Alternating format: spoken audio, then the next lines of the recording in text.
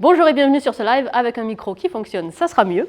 Vous êtes ici pour assister à 12 présentations de la part de mes étudiants et de mes étudiantes, présentations qui vont durer entre 3 et 4 minutes.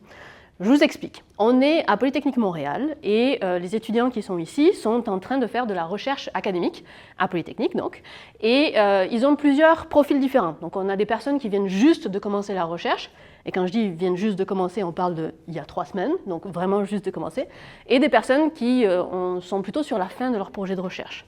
On a aussi des personnes qui sont en maîtrise, donc ça la maîtrise c'est un diplôme de recherche qui dure à peu près 2 ans, et d'autres personnes qui sont en doctorat, donc diplôme de recherche, mais qui durent à peu près 4, 5, 6 ans, plutôt 5 quand même, espérons-le. Et donc toutes ces personnes-là, elles ont été intéressées à s'inscrire à ce cours-là pour essayer d'apprendre à vulgariser leur projet de recherche. Et donc ça, c'est en quelque sorte leur projet final de présentation de leur projet de recherche.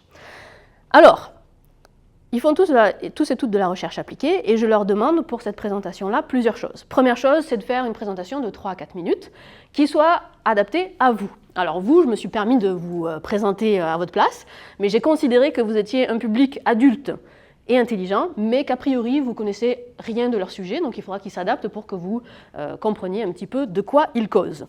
Je leur demande aussi de rester eux-mêmes, hein, pas de faire les clowns, mais juste de faire une présentation, tout ce qu'il y a de plus normal, et ça j'y tiens beaucoup, qu'ils me parlent vraiment de leur travail. Pas seulement du contexte de la recherche, mais vraiment de leur travail au quotidien, parce que c'est ça les compétences dont ils auront besoin après dans la vie. Donc c'est l'objectif de ces présentations-là. Mais la raison pour laquelle on fait un live, c'est pas seulement juste pour les stresser un bon coup, parce que ça les stresse un petit peu, mais c'est aussi parce qu'on a besoin de vous en fait, déjà pour les encourager. Donc n'hésitez pas dans les commentaires à les encourager, à donner tout ce que vous pouvez pour les stimuler, en évitant si possible les commentaires sur le physique ou les accents. Vous allez avoir des tas de personnes différentes. C'est toujours un peu difficile quand on n'est pas habitué de recevoir des commentaires de ce genre-là, donc même s'ils sont bienveillants. Donc on essaie de les encourager, surtout sur le fond, sur la qualité de la présentation, ce genre de choses. Et si jamais vous avez envie d'aller un petit peu plus loin et de les aider encore plus, il y a autre chose que vous pouvez faire, c'est que j'ai mis en place un formulaire que vous pourrez trouver dans la description ou qu'on va vous mettre dans le chat en ce moment. Et ce formulaire-là, en fait, vous allez voir, c'est un formulaire pour tous les étudiants et étudiantes. Et c'est juste pour que vous donniez un petit peu votre retour de « Ah, ça, j'ai bien aimé ça dans ta présentation, ça aurait pu être mieux, etc. » Donc leur donner du feedback un petit peu de façon bienveillante, toujours, c'est ça l'objectif. N'oubliez pas que ce sont des personnes qui sont en apprentissage, c'est la première fois qu'ils font cet exercice-là, donc c'est difficile. Je vous le dis, c'est difficile en tabarnouche. Vraiment. Parce que parler à une caméra, c'est 1000 fois plus difficile que de parler à un groupe de personnes qui sont vraiment là. Donc, encouragez-les. Si vous le souhaitez, remplissez le formulaire. Et le formulaire sera disponible jusqu'à la fin de cette semaine.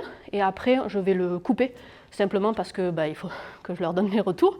Il y a une fin à ce cours-là, tout simplement. Et puis voilà, je pense que j'ai fait le tour de tout ce que j'avais à vous dire. J'espère que vous allez apprécier leur présentation. On devrait être là pour à peu près 1 heure environ.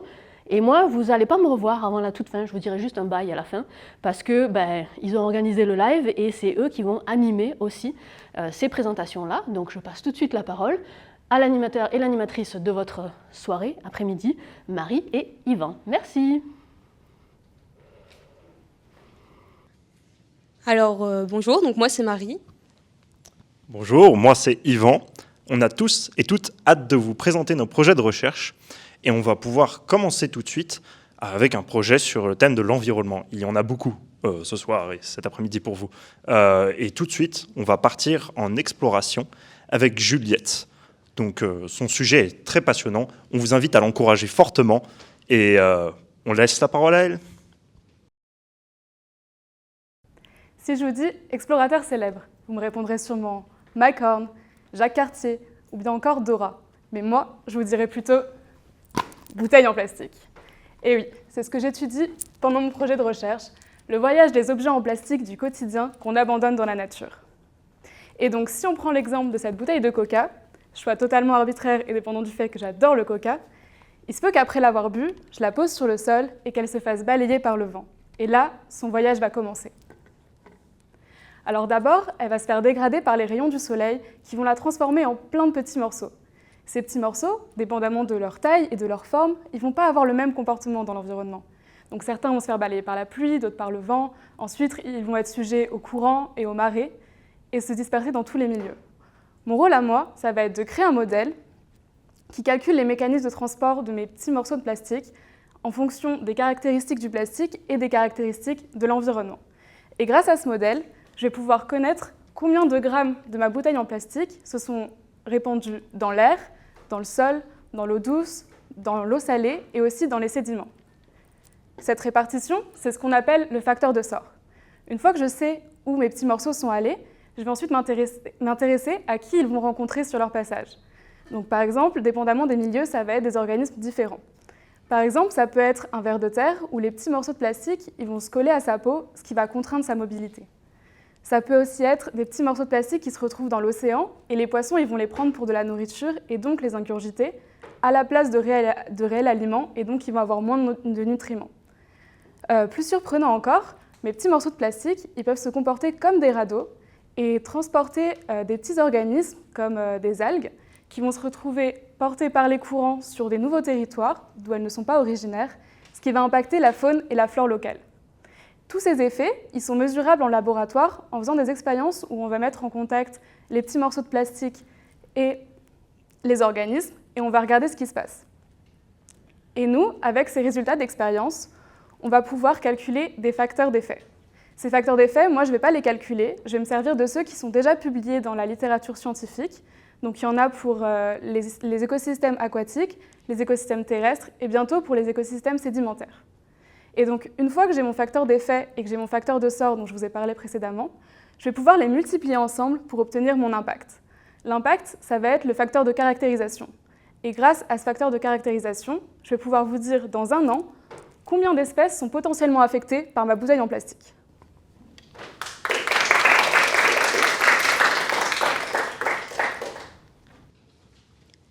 Et merci Juliette pour cette exploration de la bouteille. On va maintenant passer à Layal, qui est une étudiante en génie biomédical et qui va nous présenter son sujet sur les stimulations électriques.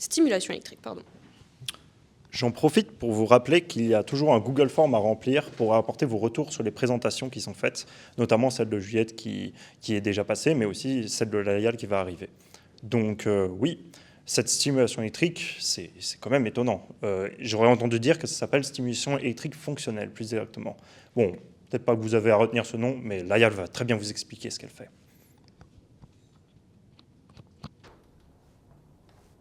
Taper sur le genou pour lever la jambe sans que le cerveau ne le veuille, tout le monde connaît ces réflexes.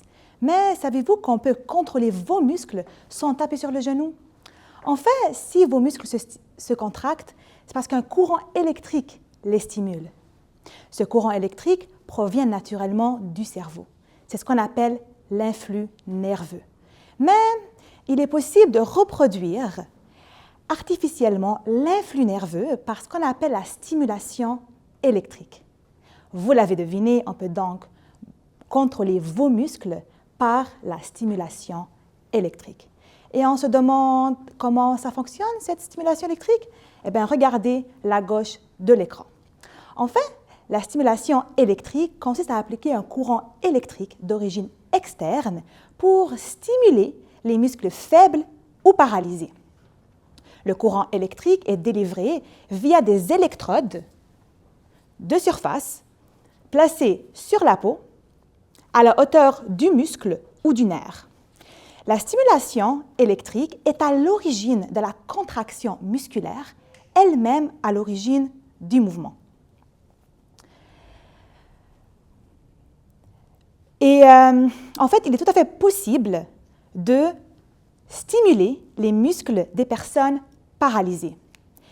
Et si la maladie ou le trouble musculaire paralyse les mouvements des membres inférieurs, la capacité à effectuer une marche efficace ou tout autre mouvement du membre inférieur se trouve donc altérée. Mais, bonne nouvelle, il est possible de stimuler les muscles pendant l'exécution de certains mouvements comme la marche, l'assis debout, l'action de se mettre sur la pointe des pieds, le maintien de la posture ou plus encore. la stimulation électrique est activée au bon moment et au bon endroit durant l'exécution de ces mouvements, comme on le voit à gauche de l'écran dans le cas de la marche. Cette activation se fait via des capteurs. Les capteurs peuvent être des capteurs de mouvement ou de capteurs musculaires. Ils fournissent un signal de rétroaction puissant permettant d'activer la stimulation, rappelons-le, au bon moment et au bon endroit. Je montre que la rétroaction couplée à des algorithmes mathématiques permet un mouvement plus précis et mieux contrôlé. Les algorithmes mathématiques lient des données comme l'angle du genou ou de la cheville à d'autres données comme la largeur ou l'amplitude de l'onde de courant de stimulation. Cette relation forme ce qu'on appelle un modèle boîte noire. Les modèles boîte noire, c'est donc comme un cerveau qui apprend. Et oui, les mathématiques, ça fait bouger. Cette technique de stimulation permet que la stimulation ne soit plus initiée traditionnellement par le clinicien ou le patient, mais par le contrôleur lui-même, ce cerveau artificiel. Et la petite cerise de la fin, cette nouvelle technologie améliorerait l'endurance à la marche, à savoir vitesse, cadence et dépenses énergétiques. Sur ce, peut-on dire adieu au fauteuil roulant?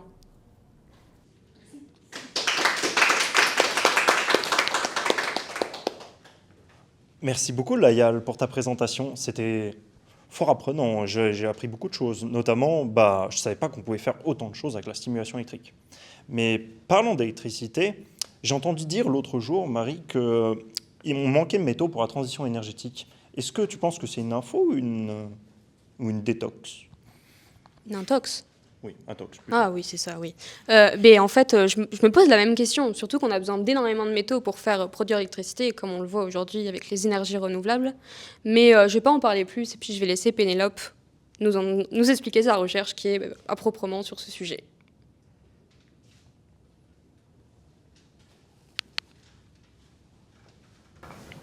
Est-ce que vous avez déjà entendu que l'éolien est une source d'énergie illimitée?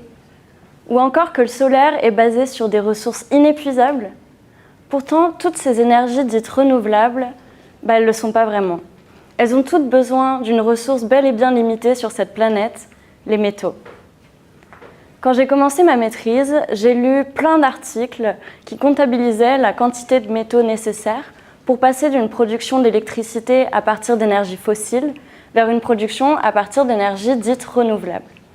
Et la plupart de ces études, elles concluaient sur le fait que l'on n'aurait pas les métaux pour faire cette transition de la dernière chance. Moi, à ce stade-là, j'ai commencé à avoir très peur. Il y avait deux peurs. La première, personnelle, le fait de traiter un sujet vu et revu sur lequel j'aurais rien à apporter. Et une autre peur, bien plus partagée par toute personne travaillant dans le domaine de l'environnement, je pense, la peur pour le futur de notre planète. Du coup, j'ai essayé de trouver une solution. Et à ce stade, je considérais sérieusement le fait de tout quitter pour aller élever des alpagas en haute montagne. Mais j'ai plutôt décidé de ne pas me résigner et de rechercher un peu plus comment ces études étaient faites, sur quelles études elles se basaient, quelles hypothèses, et est-ce qu'on n'aurait pas une certaine marge de manœuvre. J'ai commencé en étudiant les technologies dites du renouvelable. Et on se rend compte que de la même manière qu'il n'existe pas un seul type de sac, il n'existe pas une seule éolienne. Si je prends par exemple un sac à main Louis Vuitton, il n'y aura pas du tout besoin des mêmes matériaux pour le produire que pour un sac à dos Eastpak par exemple. Les éoliennes, c'est exactement la même chose. Pour une éolienne en mer, on n'a pas du tout besoin des mêmes métaux qu'une éolienne sur terre. Donc on a déjà une certaine marge de manœuvre. Ensuite, les métaux, ils sont tous uniques, mais on retrouve des propriétés similaires chez plusieurs d'entre eux. Par exemple, si je reprends ce sac, la fermeture est claire. En général, elle sera faite en métal parce que c'est le plus résistant. Mais si ce métal venait à manquer cruellement, on pourrait le remplacer par du plastique, par exemple. On retrouve ce principe-là dans les panneaux solaires. il y a besoin de petits filaments d'argent pour pouvoir transporter l'électricité. Et on voit dans les projections que cet argent, il va peut-être venir à manquer. Sauf que l'aluminium et le cuivre, même s'ils sont moins efficaces, ils peuvent aussi remplir ce rôle. Donc c'est super, en fait on se rend compte qu'on a de l'espoir. Selon les décisions qu'on va prendre en amont, eh ben, on peut faire varier notre besoin en métal. On a une certaine marge de manœuvre, mais à quel point? Et ça c'est le travail qui me reste à faire. Je vais essayer d'identifier tous les facteurs qui permettent de faire varier notre besoin en métaux, donc que ce soit les types de technologies utilisées, les métaux qui peuvent être remplacés par d'autres, mais plein d'autres facteurs encore. Donc par exemple, la fin de vie des métaux avec le recyclage. Et en faisant varier ces facteurs, selon des scénarios plus ou moins optimistes, je vais pouvoir obtenir notre besoin en kilogrammes de métaux minimum et maximum.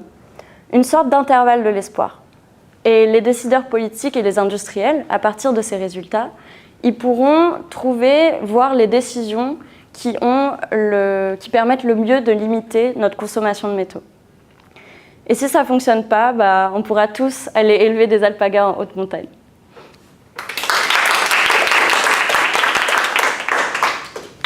Merci beaucoup Pénélope pour cette présentation pleine d'espoir, on peut le dire. Et maintenant, on va passer à mon co-présentateur, parce que vous voyez qu'il n'est plus là, donc Ivan. Et il va nous parler d'un autre sujet touchant à l'environnement, donc il va nous parler des déchets nucléaires.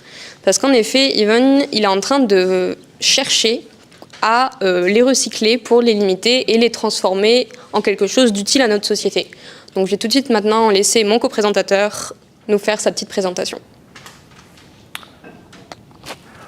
Bonjour. Si je vous dis enfouir des déchets nucléaires dans l'environnement, ça vous tente? Et si ces déchets restent aussi dangereux aussi longtemps que nos fossiles de mammouth laineux sont restés dans la Terre? Pas vraiment, enfin j'espère pour vous, parce que c'est malgré tout le choix fait par l'industrie nucléaire ou les gouvernements. Et le saviez-vous, ça fait 50 ans, oui, plus de 50 ans, qu'on sait qu'on peut recycler ces déchets. Et pour en faire de l'énergie. Et mon objectif, c'est d'utiliser ce principe, ce savoir vieux de 50 ans, pour me dire au revoir aux petits pourcents de déchets radioactifs super dangereux. Vous l'aurez compris, pour récupérer l'énergie de mes déchets nucléaires, j'ai besoin d'une usine de recyclage très spéciale.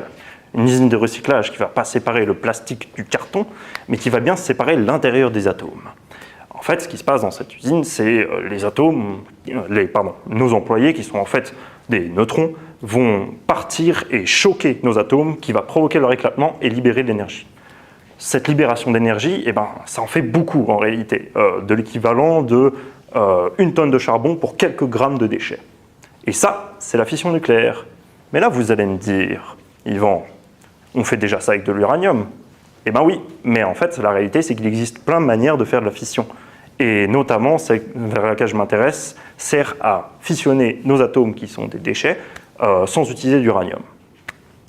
Pour permettre cette réaction, j'ai besoin d'observer cette réaction, j'ai besoin de construire mon réacteur sur ordinateur.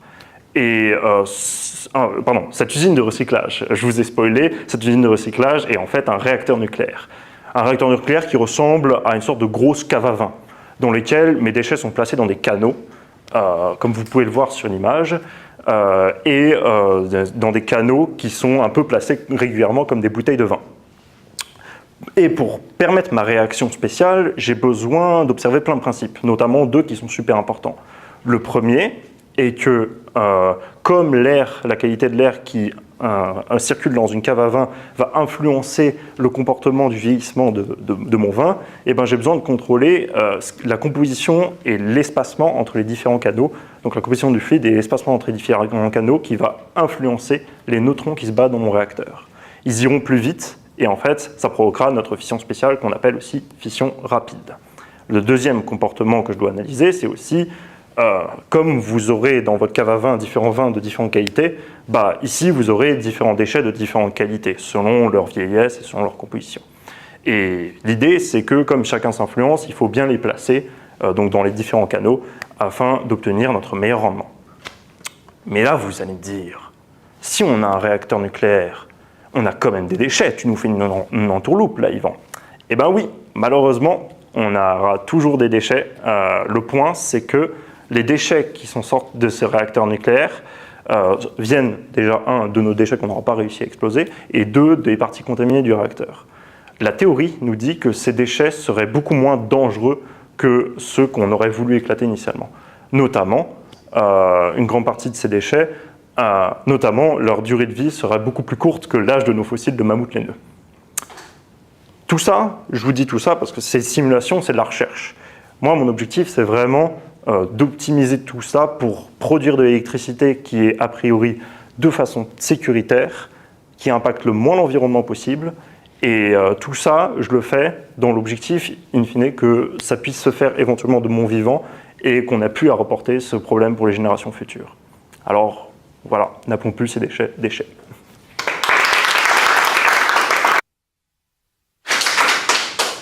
Merci Yvan pour cette présentation et qu'il m'a filé une petite anecdote comme ça, mais vous savez que les déchets nucléaires les plus dangereux, ça prend la place d'une piscine, d'une petite piscine pour tous les déchets du Canada et de la France. J'espère que c'était clair, c'était un peu flou, mais ouais. Et maintenant, je vous fais un rappel, surtout n'oubliez pas de remplir le formulaire qui est mis dans le chat. Si vous voulez nous donner un avis, ce serait très apprécié. Et nous allons maintenant passer à la présentation de Vaiana, qui est en génie chimique et qui va nous parler d'un biomatériau qui permettra de réparer des neurones. Merci pour cette présentation, Marie. Donc, saviez-vous qu'environ 12 millions de personnes par année sont touchées par la rupture d'un ou plusieurs vaisseaux sanguins, comme l'accident cérébral vasculaire, et environ 6 millions en décèdent. Lorsqu'un vaisseau sanguin est touché dans le cerveau, cela provoque aussi la mort de cellules nerveuses, soit les neurones. Pour réparer ces blessures, un biomatériau sous la forme d'un modèle en 3D pourrait être la solution, car les neurones sont importants pour bien réfléchir et ne pas perdre la tête. Ce biomatériau sous la forme d'un modèle en 3D dont je parle est en fait un hydrogel. C'est-à-dire que c'est un petit cylindre d'environ 6 mm de diamètre et 5 mm de hauteur.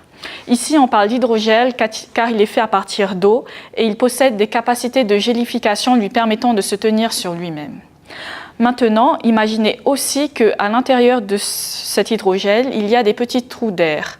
En fait, ces petits trous d'air sont des pores. Donc, cet hydrogel s'appelle un hydrogel poreux.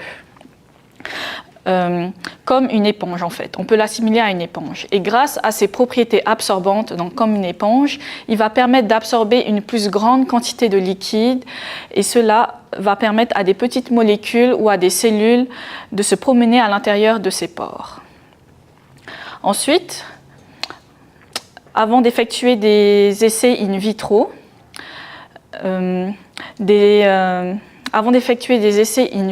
il va falloir caractériser cet hydrogel. Donc, on va pouvoir effectuer des essais en spectroscopie ou en microscopie pour connaître la composition et la recette de cet hydrogel. Et des essais en fluorescence pour analyser comment les neurones se comportent dans cet hydrogel. Pour que les neurones puissent adhérer et bien maturer dans cet hydrogel, il faudra qu'on les attire avec ce qu'ils aiment. Donc ici, ce sont des groupements chimiques spécifiques. Et pour analyser cela, comme je l'ai dit, oui, on va faire des essais de caractérisation. Ensuite, pour que ce biomatériau soit à l'aise dans le cerveau, il faut qu'il soit biocompatible et qu'il soit non toxique pour le corps humain. Car avec ce biomatériau, je veux réparer des blessures et non en créer davantage.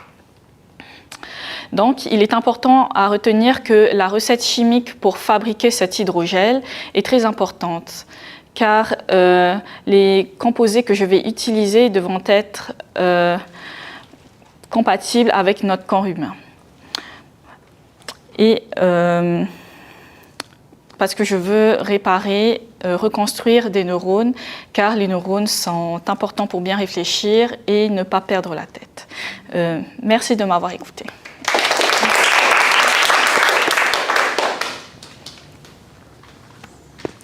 Merci beaucoup, Vaiana, pour ta présentation. C'était très intéressant. Je ne m'attendais pas à ce qu'on puisse jusqu'à faire des guérisons sur le cerveau avec des biomatériaux comme ça. C'est super intéressant. Toujours est-il que vous l'aurez deviné, je suis tout seul et puis Marie vient de vous quitter parce que c'est la prochaine à faire sa présentation et elle va vous parler d'une qualité qui est très importante en sciences mais qui n'est pas si connue que ça finalement. Et cette qualité-là en particulier va vous permettre de gagner toutes vos parties de Scrabble avec votre grand-mère, ce qui est quand même assez impressionnant. Allez, Marie, je te laisse prendre la parole. Bonjour, alors est-ce que vous êtes, si vous prenez un repas chez McDo ou un repas chez votre mamie, tous deux ayant le même nombre de calories, est-ce que vous êtes déjà demandé lequel vous permettra de tenir jusqu'au reste de la journée? Eh bien, c'est sûrement celui de mamie parce qu'elle aura utilisé des ingrédients qui sont de meilleure qualité et plus nutritifs. Et ça, si vous avez compris tout ce principe-là, l'exergie, c'est du gâteau pour vous. Et je parle bien de l'exergie et pas de l'énergie, mais bien de l'exergie. Et on n'est pas aidé parce que même les correcteurs automatiques ne connaissent pas ce mot. Mais donc, si je reviens à ton burger, qui était ta source d'énergie, il t'a permis, il n'a pas été assez efficace en fait pour que tu tiennes le reste de ta journée. Et donc, on va dire qu'il avait une exergie plus faible que l'exergie du repas de mamie. Et donc, on peut dire que la quantité importe autant que la qualité de ton produit. Et ce principe-là, on peut l'appliquer un peu partout. Alors moi, mon but, c'est de l'appliquer dans à peu près tous les domaines, de quantifier l'exergie. Parce qu'aujourd'hui, dans l'industrie, on a des techniques pour évaluer l'efficacité énergétique, l'efficacité avec les coûts de matière. Mais l'exergie, c'est hyper pertinent parce que, justement, ça prend en compte nos ressources. Et si je reprends ton burger, qui était, ou que je souhaite faire cuire en fait ton steak de burger, donc je vais prendre une poêle que je vais faire chauffer avec du gaz, et tout le gaz va 100% se transformer en chaleur. Et ça, c'est ce qu'on appelle une efficacité énergétique de 100%. Alors que contrairement à l'efficacité exergétique, qui elle sera presque nulle. Et pourquoi? Parce que l'efficacité exergétique, on a transformé en fait du gaz naturel en seulement de la chaleur. Et si je voulais faire un procédé inverse, transformer cette chaleur en gaz naturel, ce serait tout simplement impossible. Et donc finalement, ça veut dire que la qualité de la chaleur est largement inférieure à la qualité du gaz naturel. Mais donc l'exergie, elle nous prouve bien que malgré une efficacité énergétique élevée, l'efficacité exergétique, elle, ne l'est pas. Et c'est ça que je cherche à maximiser. Mais le problème ne s'arrête pas seulement aux sources d'énergie, mais s'étend également à la matière première qui nous permet de fabriquer des produits finis.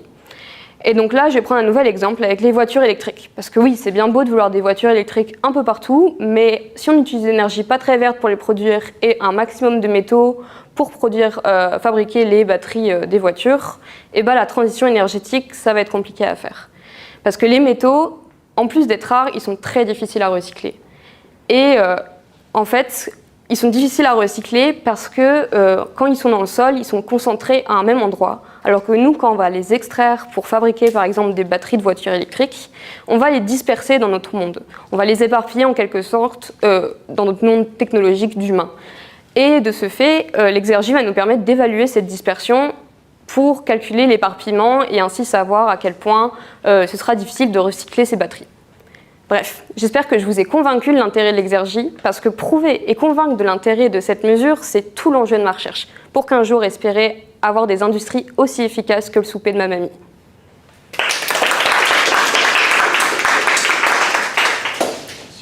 Merci beaucoup Marie pour ta présentation, c'était fort enrichissant et j'ai appris beaucoup de choses.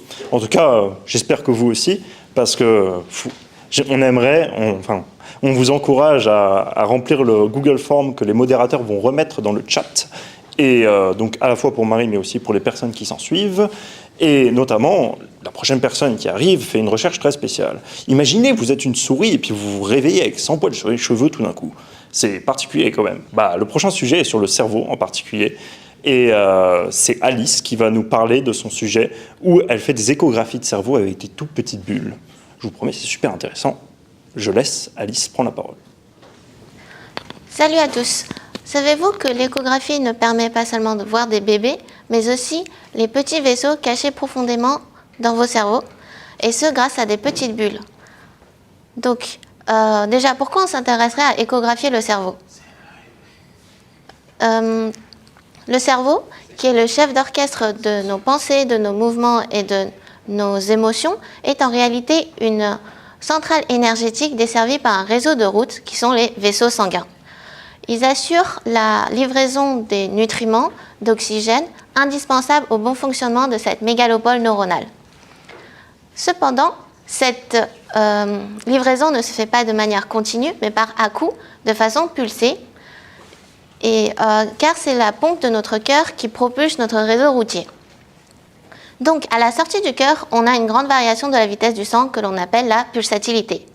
Les grosses artères qui possèdent une certaine élasticité ont pour but donc de réduire cette pulsatilité en se dilatant, et donc on a un flux plus continu dans les vaisseaux en aval, notamment dans les vaisseaux du cerveau. Or, selon certaines études, avec l'âge et certaines maladies, les artères peuvent perdre cette élasticité et donc on a un flux plus important dans les petits vaisseaux, ce qui peut les abîmer et engendrer des troubles cognitifs ou des troubles de mémoire. Donc, comment on pourrait mesurer l'augmentation de cette pulsatilité dans les petits vaisseaux du cerveau? C'est là que mon projet de doctorat entre en jeu. J'ai étudié une technique récente d'échographie qui permet de mesurer des films de petits vaisseaux chez le petit animal, comme la souris, en 2D. Et donc, ça permet de voir des petits vaisseaux jusqu'à la taille d'un diamètre de cheveux, d'environ... et tout ça grâce à des petites bulles qu'on injecte dans le sang. Ces petites bulles sont tout à fait sans danger pour l'humain et pour la souris, et elles s'évacuent par la respiration. Donc, j'ai étudié cette technique-là avec une sonde particulière comme celle-ci, et donc ça nous permet de voir la vascularisation du cerveau en 3D cette fois-ci. Comment ça marche? Tout d'abord, il faut endormir la souris. Ensuite, on rase le crâne. On enlève les petits poils, et comme si on faisait une petite calvitie. On pose un peu de gel par-dessus et la sonde échographique. Donc, au bout de quelques minutes d'acquisition, on obtient beaucoup de données. C'est équivalent environ à 100 films Netflix haute définition, donc c'est beaucoup à traiter.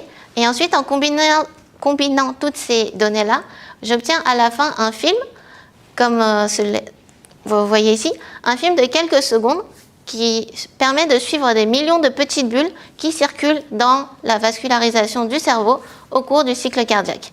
J'ai donc réussi à filmer non pas avec une caméra, mais avec cette sonde échographique et suivre le flux sanguin dans les petits vaisseaux du cerveau en 3D chez la souris.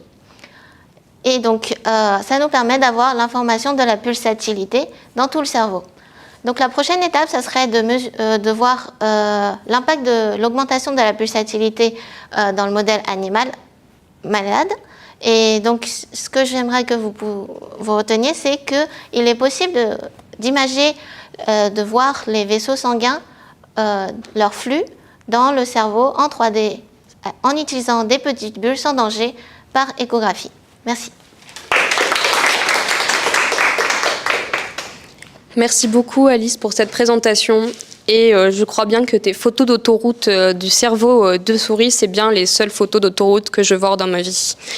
Et on fait un petit rappel, n'oubliez pas de remplir le form si vous en avez envie, si vous en avez des commentaires à faire sur nos présentations. Et maintenant, je vais laisser mon co-présentateur vous expliquer un peu ce qui va suivre. Oui, si vous pensiez que les déchets nucléaires étaient un sujet explosif, eh ben, le prochain va vous étonner. On va passer du cerveau aux roches et Yakin va nous expliquer son sujet qui parle justement des roches. Merci beaucoup. En fait, je vais commencer par le fait qu'en tant qu'être humain, on veut toujours savoir à quel point la vie sera dure, mais en tant que minier, on veut savoir toujours à quel point la roche sera dure. En fait, ce que fait les mineurs, c'est de percer des trous dans des sols, ce qu'on appelle du forage, et puis d'utiliser des explosifs pour briser ces roches-là et extraire des minéraux, ce qu'on appelle dynamitage.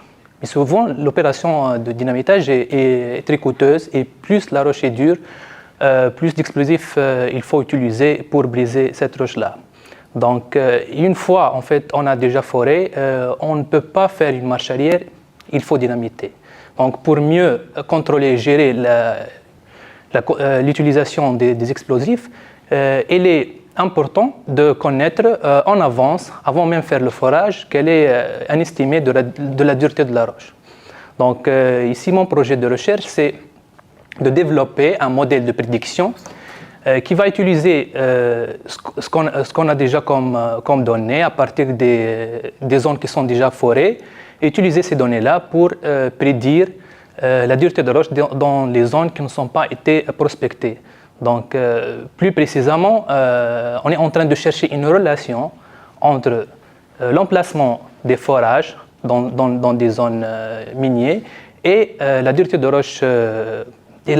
roche correspondante en utilisant ce qui est déjà foré, donc les trous qui sont déjà exploités.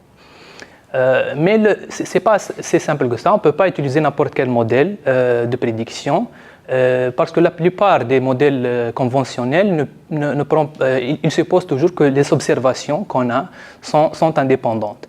Et souvent, dans le cas géologique, il y a ce qu'on appelle cette dépendance spatiale. Je peux citer un simple exemple, c'est que deux observations qui se situent dans la même couche sédimentaire, malgré qu'ils sont très loin, ils sont très similaires. Donc, on essaie dans notre recherche de prendre en compte de cette dépendance spatiale et de cette géométrie pour avoir des meilleures prédictions.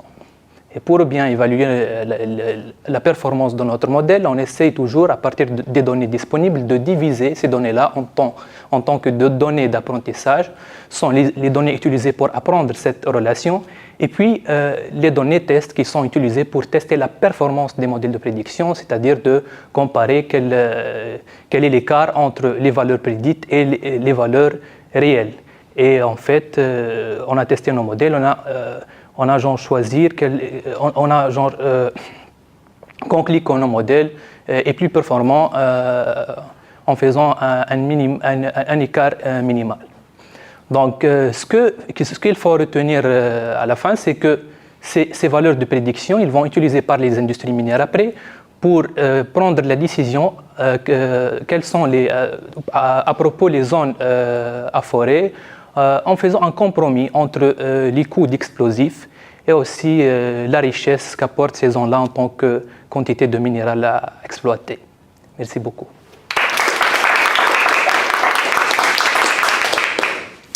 Merci Yakin pour ta présentation. Encore une fois, très explosif comme sujet, comme je l'ai mentionné. Et là-dessus, pendant que certains explosent des roches, d'autres vont juste exploser du béton. Le prochain sujet qui va nous arriver est Adrien. Adrien, étudiant à la maîtrise. En effet, Adrien va nous parler des ponts du futur, parce qu'on sait bien qu'à Montréal, les problèmes de route, on connaît.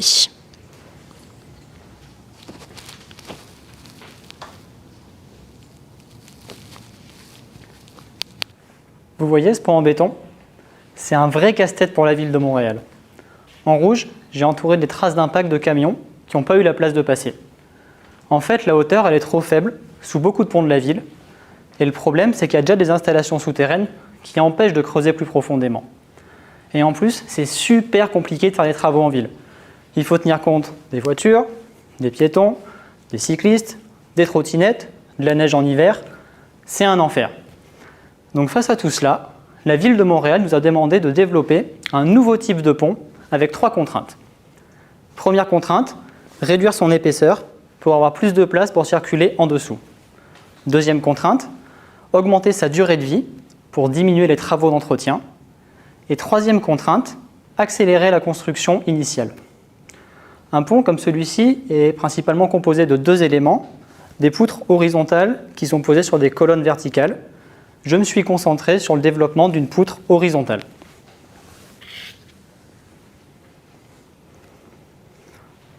On va maintenant imaginer que cette règle, c'est une poutre en béton.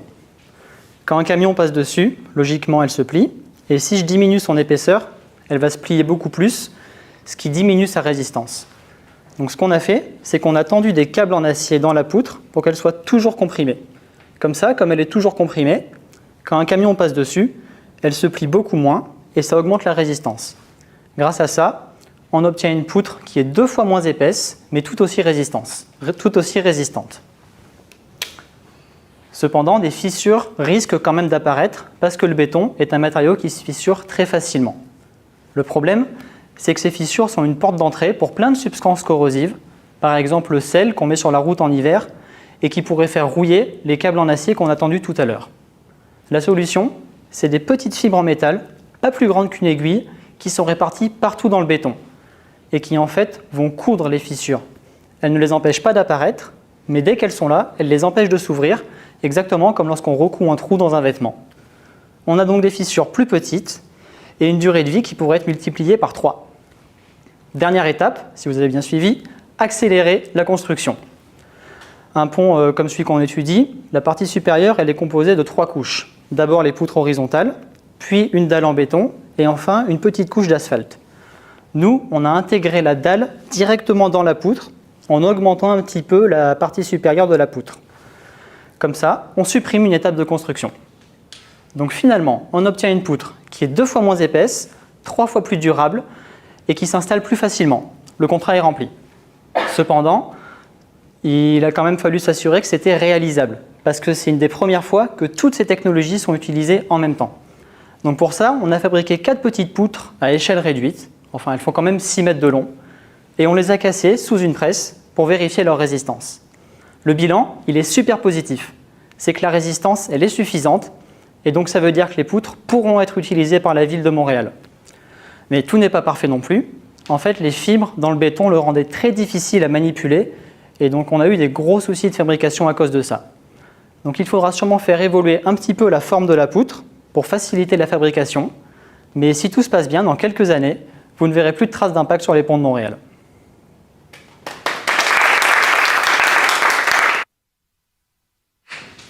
Merci beaucoup Adrien pour cette présentation et on me dit à l'oreille qu'environ dans 3 ans on pourrait bien avoir ces nouveaux ponts du futur à Montréal. Et maintenant on va retourner sur un sujet des roches, des cailloux. Mon prof d'SVT il ne me plairait pas que j'appelle ça comme ça. Mais Jeanne va vous parler un peu d'une chasse au trésor en fait. Oui, elle est étudiante à la maîtrise en géologie.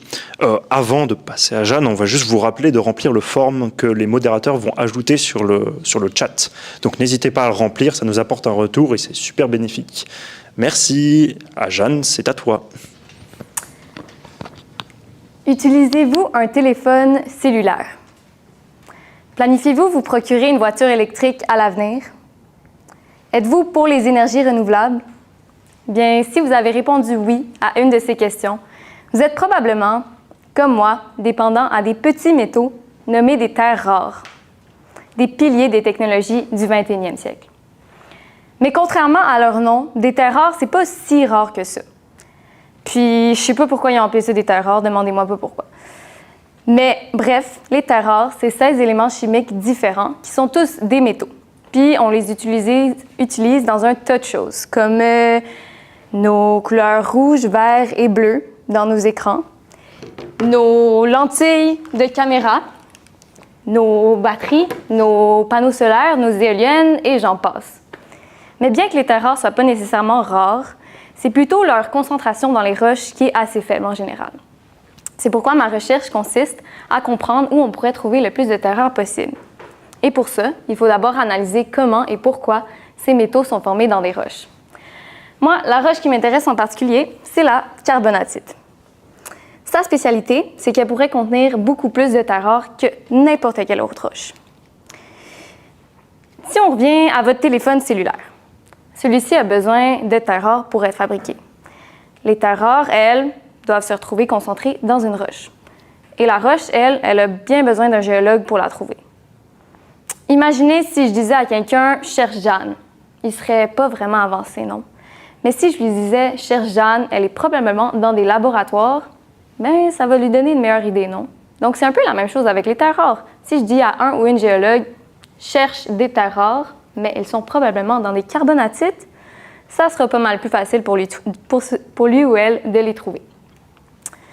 Puis ça tombe bien parce qu'il existe un réservoir au Québec où des géologues avaient identifié des zones de carbonatite riches en terres rares, des gîtes. Puis quand je parle de gîtes, non, je parle pas de Airbnb ou de cabane dans les bois, mais bien d'un endroit rocheux qui possède une concentration importante en un métal quelconque.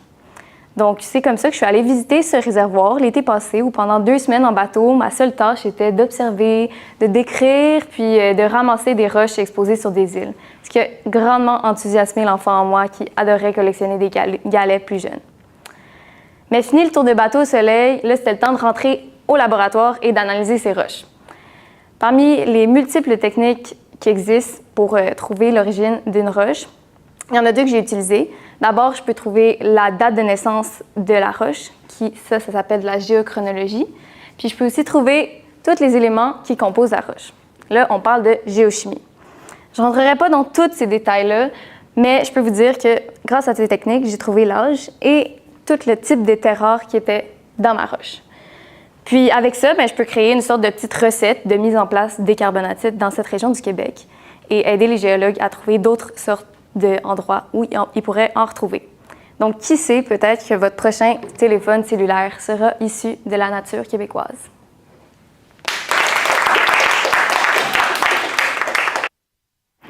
Merci beaucoup, Jeanne, pour cette présentation. Ça ferait quand même plaisir d'avoir un téléphone made in Québec avec des matériaux de chez nous. Et surtout, je pense que je t'appellerai si jamais un jour je dois aller chercher de l'or parce que tu as l'air d'avoir des bons filons, si je peux dire. Oui, en effet. Et on va pouvoir passer du coup à notre prochaine présentation. Lucas est actuellement en département de génie civil. Il va travailler sur une méthode de prédiction de la détérioration des ponts. Lucas vient de commencer son projet de recherche, alors on vous invite à l'encourager fortement. Et puis je te laisse la parole, Lucas. Bonjour à tous.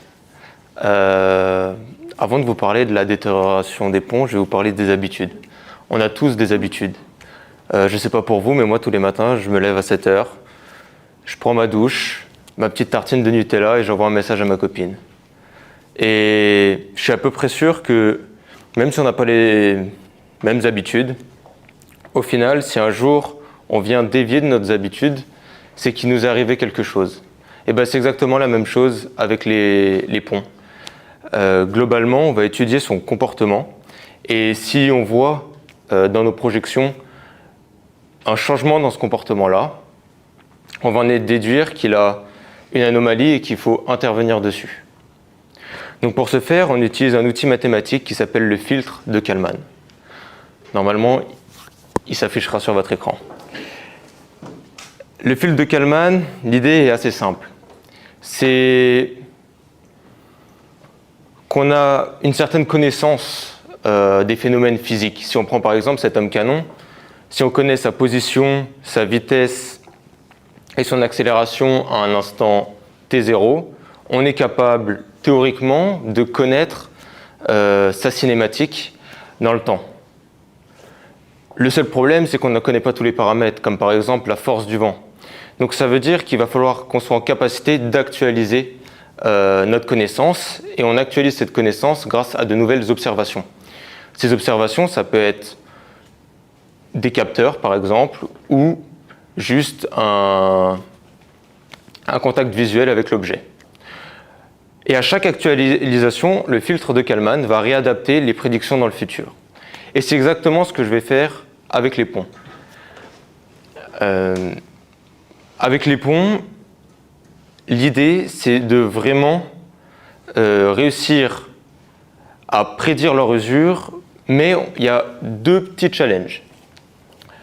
Le premier challenge, c'est que les ponts suivent une inspection dite visuelle. Et ça veut dire que c'est un inspecteur qui va venir sur place évaluer la conformité d'une poutre. Et il va la noter selon un critère de notation A, B, C ou D. C'est-à-dire qu'il va avoir un pourcentage de A, un pourcentage de B et un pourcentage de D. Et vu que l'inspection elle est dite visuelle, l'inspecteur va juste regarder la poutre et va en déduire l'état de celle-ci. Mais un autre inspecteur, 1 an ou 2 ans après, peut visuellement trouver que la poutre finalement est en bon état et surévaluer l'état de notre poutre. Et ça va pas, la poutre ne peut pas se réparer toute seule. Donc il va falloir que moi, j'arrive à trouver un moyen de contraindre la dégradation de mon pont à un modèle décroissant pour éviter ces risques dans les mesures. Le deuxième point, c'est comme je l'ai dit, on a un système de notation A, B, C et D. Donc A ne peut que diminuer, mais le pourcentage de B et de C, eux, ils peuvent diminuer et augmenter. Et c'est là où toute la problématique de mon projet elle va être, c'est que je vais devoir réussir à trouver un modèle mathématique qui permette de passer d'une note A, B, C ou D de la manière la plus cohérente possible. Parce qu'il existe, par exemple, une multitude de possibilités d'avoir une infrastructure qui est détériorée à 50%. On peut par exemple dire 50% de A, 50% de D, ou 50% de B, ou 50% de C. Donc voilà pour ce qui est de mon sujet de recherche. On se donne rendez-vous dans 3 ans pour savoir si j'ai réussi à la mettre en place. Merci Lucas pour nous expliquer très clairement cette méthode de prédiction de comment les ponts vont se détériorer. C'est quand même très technique et puis on espère que tu pourras réussir dans ton projet de recherche. Et puis pour la suite, déjà je vous invite à remplir le form pour nous évaluer, nous apporter un petit retour sur nos présentations. On espère qu'elles vous plaisent, en tout cas jusqu'à maintenant. Et puis Marie, je vais te laisser présenter la dernière présentation. Alors, comme dernière présentation, on a Mahamadou qui va nous présenter son projet de recherche sur les influences des habitudes de consommation d'énergie. Donc, je vais le laisser tout de suite nous faire sa présentation. Bonjour. Quand on veut réduire le poids de notre facture, on se donne le moyen de réaliser et de se fixer les travaux et les actions réalistes. C'est pourquoi ici, nous développons un outil dans le cadre de notre projet, un outil intuitif comme votre montre de fitness qui calcule vos calories, vos nombre de pas, votre activité physique. Mais là, ce sera votre consommation d'énergie. Donc là, ce que nous sommes allés faire dans ce projet, le développement de cet outil intuitif, avant de le déployer au niveau résidentiel ou au grand public, nous faisons d'abord une simulation. Cette simulation, ça consiste à simuler le comportement des consommateurs, mais aussi la simulation de la consommation. Donc du coup ici, on fait joindre 2 ou plusieurs logiciels qui nous permettent de réduire le coût de simulation. Donc, dans ce cadre, on tient compte, on prend plutôt les différentes catégories sociodémographiques. Pour un étudiant, par exemple, réaliser $20 sur sa facture d'électricité, c'est pas pareil pour la motivation plutôt, n'est pas pareil pour quelqu'un qui travaille, qui gagne des centaines de milliers de revenus. Donc, notre objectif principal, c'est d'étudier l'impact de ces interventions extérieures qui permettent aux consommateurs quand et comment on peut faire des économies sur sa consommation, en tenant compte de ses habitudes, en même temps de respecter aussi son confort. Et le confort ici, tout le monde sait, l'être humain n'a pas du tout cet acte pour pouvoir abandonner ses habitudes. Donc, dans ce cadre, dans ces recherches que nous faisons, la simulation est importante. Donc, quand est-ce que, par exemple, réaliser les économies, là, le consommateur n'a pas toutes les informations. Donc, sa facture d'électricité aussi, elle a un petit peu difficile à lire. Donc, du coup, l'outil que nous développons, c'est un outil qui permet de lire, d'apprendre du consommateur ses habitudes, et en même temps de lui suggérer des astuces, en même temps aussi de faire ou d'agir automatiquement sur, par exemple, la régulation de son thermostat pour pouvoir toujours mettre son espace vital, autrement dit, sa maison ou son appartement, dans un confort relativement habituel. Donc, ici, tout le monde voudrait avoir des informations sur le prix de l'électricité pendant les périodes de pointe. Là, tout le monde n'a pas ça. Il faut aller chercher sur Internet ou il faut aller contacter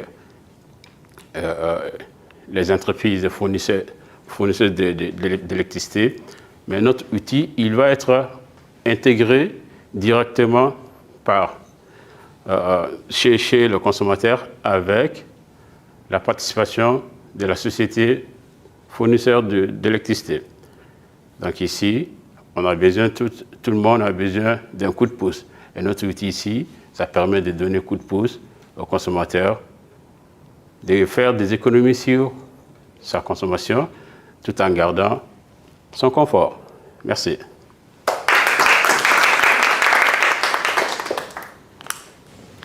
Merci beaucoup Mahamadou pour cette dernière présentation. Donc c'est fini pour nous les étudiants. Maintenant, ça va être au tour de Viviane de faire un petit mot, mais on voudrait la remercier de nous avoir laissé cette opportunité de faire un live sur sa chaîne. Donc merci Viviane.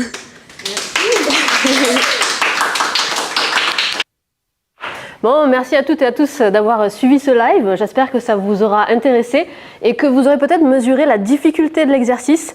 On a eu une session très condensée cette année et ils n'ont pas eu énormément de temps pour apprendre leur texte et donc c'est extrêmement difficile l'exercice qu'ils viennent de faire. Ça s'apprend vraiment de parler à une caméra. J'en sais quelque chose. Donc merci à toutes et à tous pour celles et ceux qui ont commenté, qui ont rempli le formulaire. Je vais leur envoyer les résultats d'ici lundi. Donc si jamais vous voulez voir un petit peu encore les présentations, vous pouvez encore revenir en arrière.